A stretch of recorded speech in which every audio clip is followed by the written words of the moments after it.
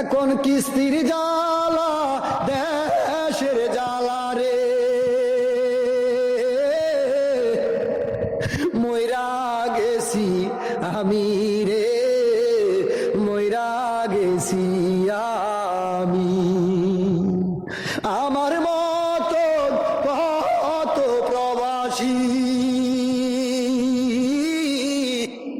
কুলবিনাশী হইছে রে, কুলবিনাশী হইছে। এখন কেন কান্দ মনরে,